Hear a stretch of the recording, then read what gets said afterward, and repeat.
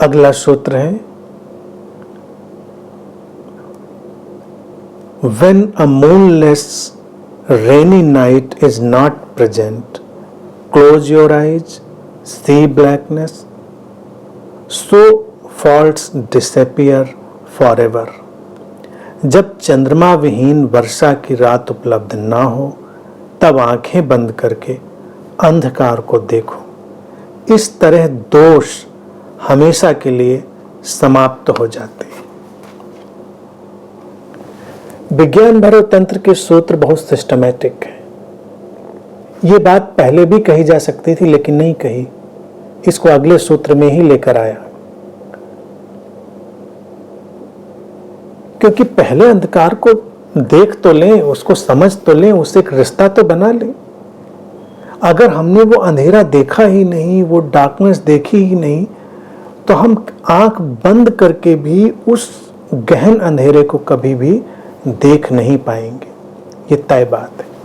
आजकल जो लोग शहरों में रहते हैं और उन्होंने वो गहन अंधेरा नहीं देखा है, तो आंख बंद करके भी उनको वो गहन अंधेरा पकड़ में नहीं आता। कोशिश करके देखिए, बहुत मुश्किल होता है, उसके लिए बहुत एफर्ट करने पड़ेंगे। लेकिन अगर हमने देखा है तो आंख बंद करने पर भी हम अंधेरे में उतर सकते हैं। अब देखिए क्या है ना, ये इतनी रोचक बात है, इतनी रिवोल्यूशनरी, क्रांतिकारी बात है। तंत्र का जो दर्शन है इतना व्यवहारिक है कि हम जैसे उसकी परतों को उघाड़ेंगे हम आश्चर्यचकित रह जाएंगे। सूत्र कहता है कि आंख बंद करो और आंख बंद करके उस अंधेरे को देखो, क्योंकि आंख बंद करके अंधेरा ही तो दिखेगा ना।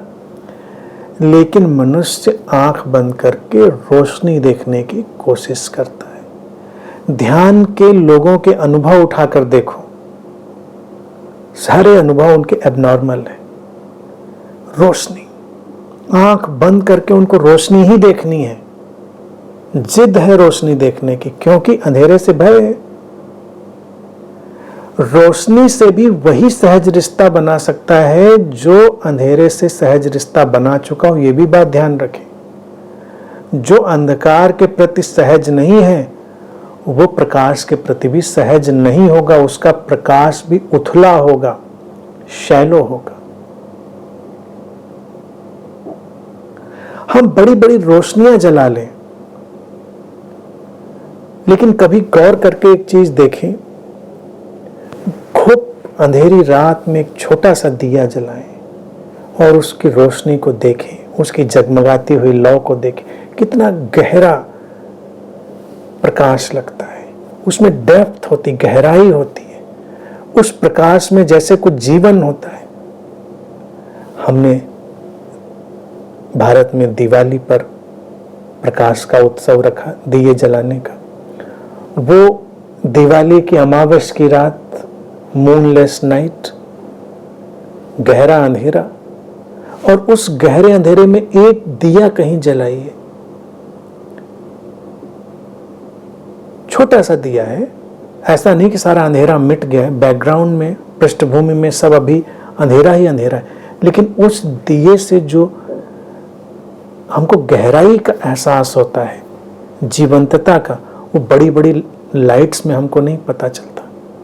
अब आजकल हमने दिवाली को भी बड़ा आर्टिफिशियल बना दिया है, कृत्रिम बना दिया है।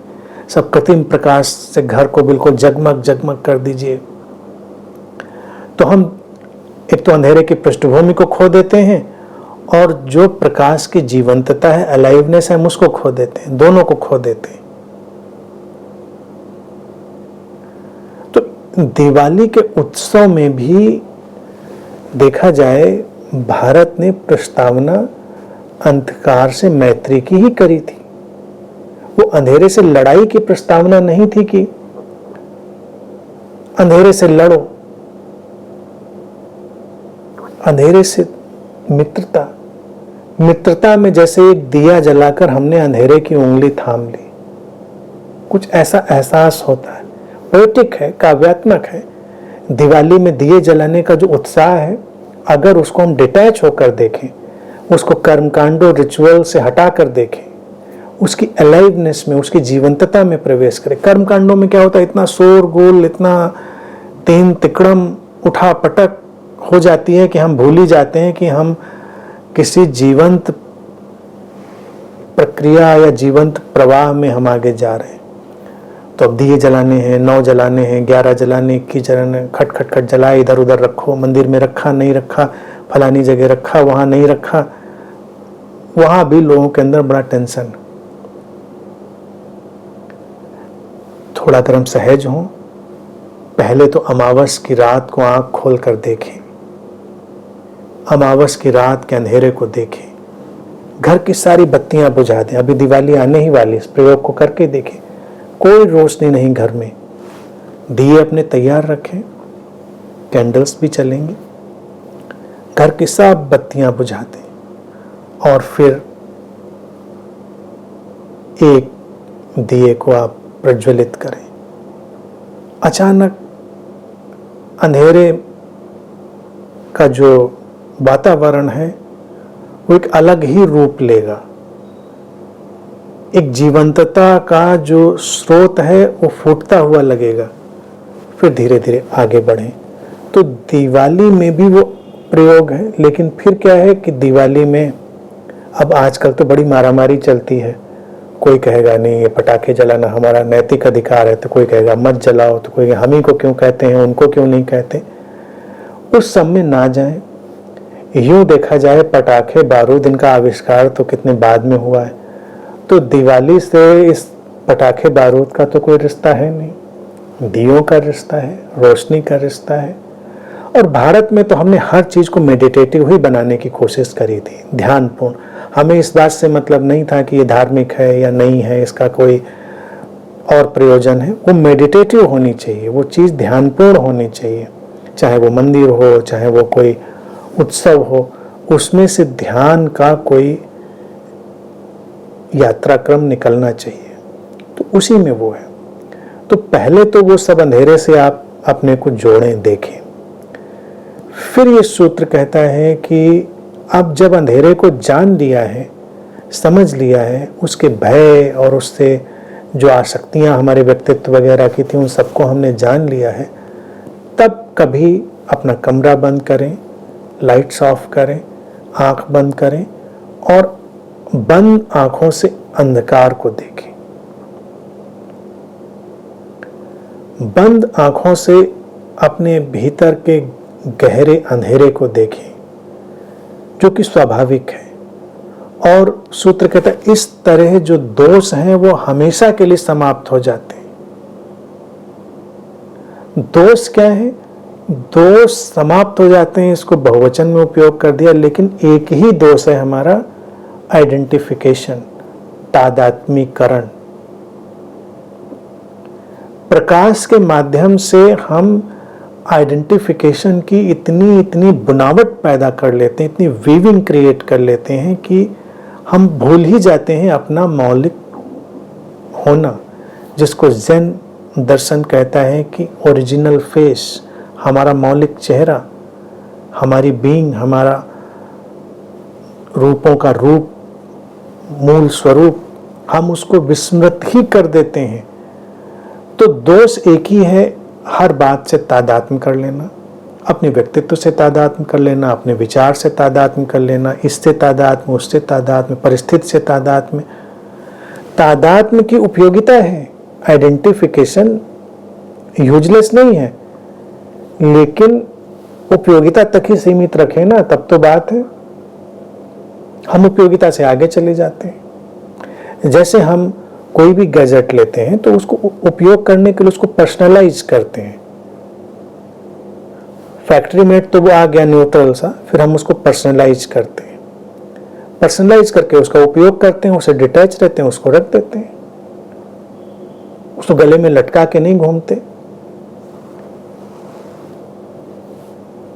लेकिन हम अपने जीवन में जहां जहां कहीं भी पर्सनलाइजेशन करते हैं वहां बिल्कुल अटक के रह जाते हैं। लोग संप्रदायों में अटके हैं, मजहबों में अटके हैं, पंथों में अटके हैं, जातियों में अटके हैं, हर चीज में अटके। किसी से पूछो तुम कौन हो, तो उसके पास तमाम उत्तर तुरंत आ जाते हैं। उसका मजहब, उसका पंथ, उसकी पहचान, उसकी राष्ट्रीयता, उसका सारा का सारा तादात्मीकरण, आइडेंटिफिकेशन उसके ऊपर टूट पड़ता है। लेकिन क्या इससे कोई लाभ है? क्या इससे व्यक्ति के अंदर कोई विकास हुआ? कभी तिनका पर भी कोई लाभ नहीं हुआ। संघर्ष हुआ है, युद्ध हुआ है, विषाद हुआ है और तमाम तरह की चीजें।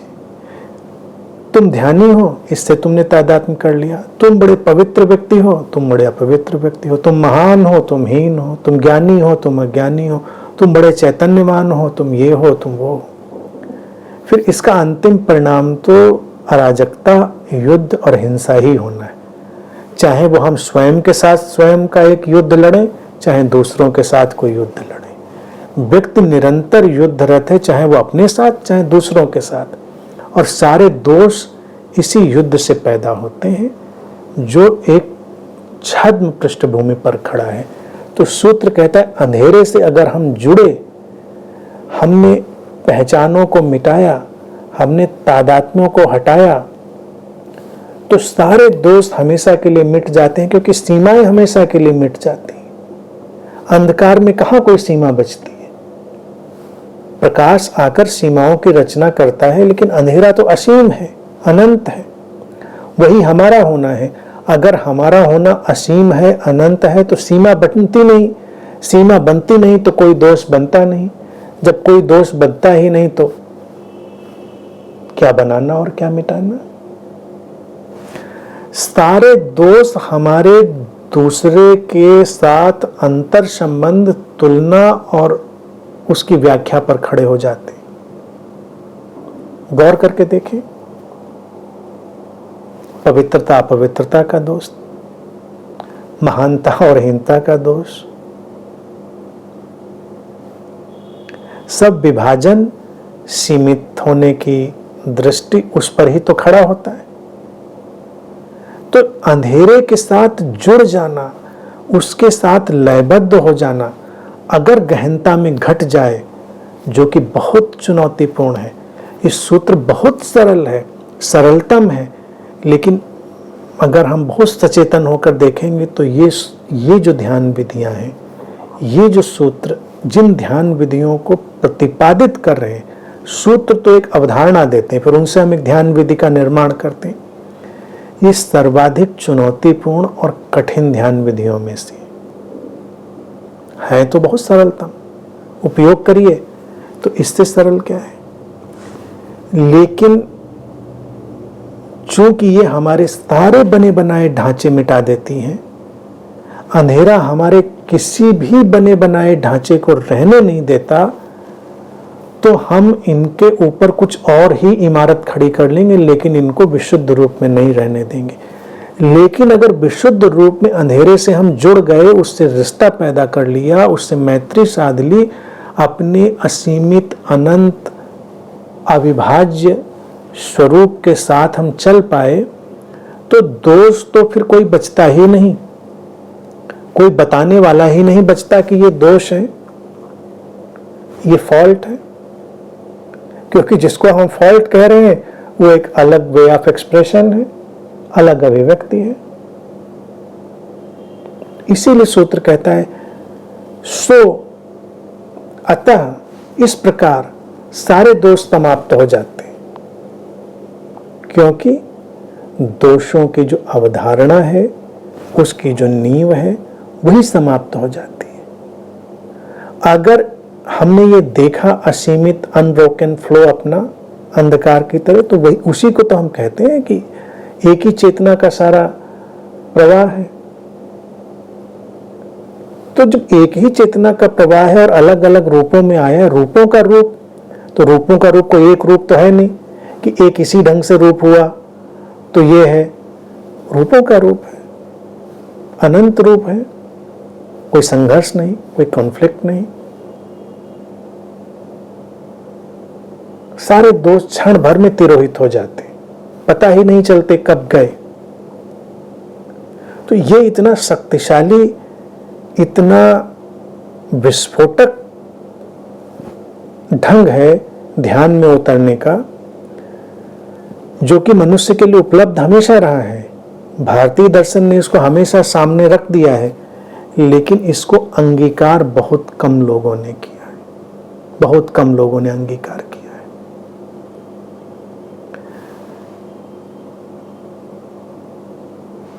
इसको अंगीकार करके चलने वाले लोगों की आप जीवन दृष्टि देखें। विज्ञान भैरव तंत्र के सूत्र, उपनिषद के सूत्र, मैं बार बार इस बात को कहता हूं,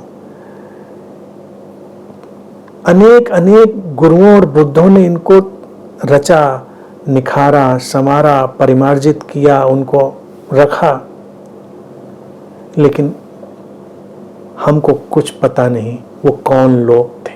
उन्होंने इस तरह से अपने व्यक्तित्व को समाप्त कर दिया था, उनका व्यक्तित्व इस तरह से मिट गया था कि हमारे सामने अभिव्यक्ति तो है लेकिन व्यक्ति नहीं है।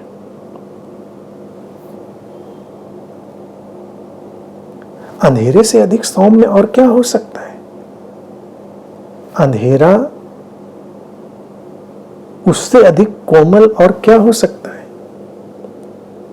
सर्वाधिक सौम्य और कोमल चीज है अंधेरा। ये अल्टीमेट एक्सप्रेशन है।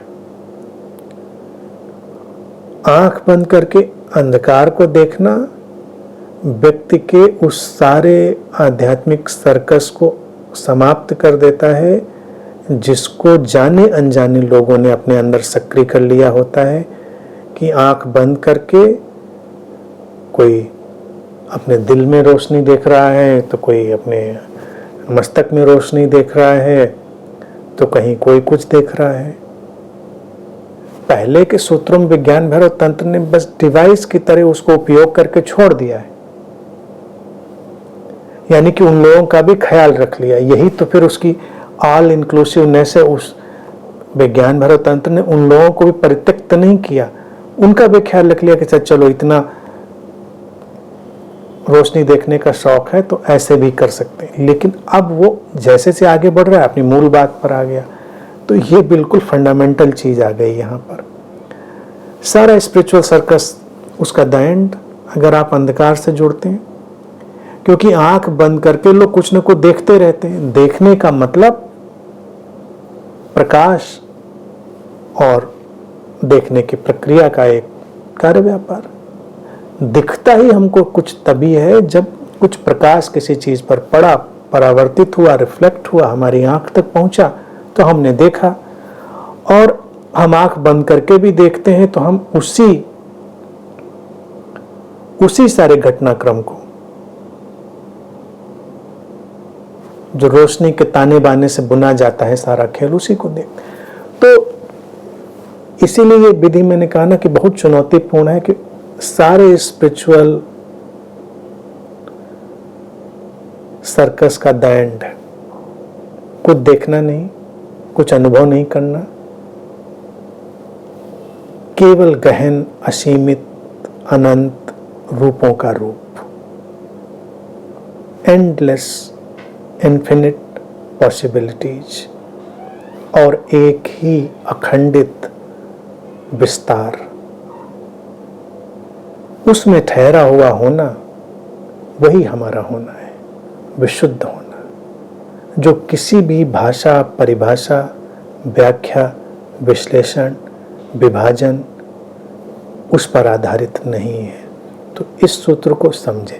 पहले अंधेरे की खोज कर लें, उससे जुड़ जाएं, समझ लें। जब वो समझ में आ जाए, पकड़ में आ जाए कि अंधेरा ऐसा होता है, तो गहन अंधेरा, तब तो कहीं भी कभी भी आंख बंद करके इस अंधेरे को आप ढूंढ सकते हैं और उसके साथ लयबद्ध हो सकते हैं और अपने सारे दोषों को समाप्त होता हुआ देख सकते हैं।